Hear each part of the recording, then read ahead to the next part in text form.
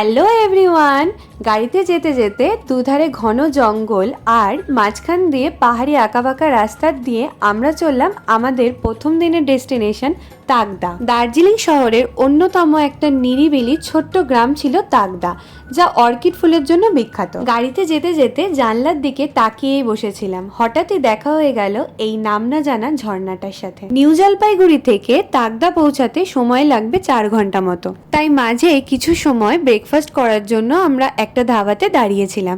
সেখান থেকে ব্রেকফাস্ট করার পর ধাবার ব্যালকনি থেকে এত সুন্দর একটা ভিউ দেখে মনটা ভরে গেল। তারপর ফাঁকা রাস্তা দেখে কিছুক্ষণ নাচানাচি করে নিয়ে আবার গাড়িতে উঠে পড়লাম।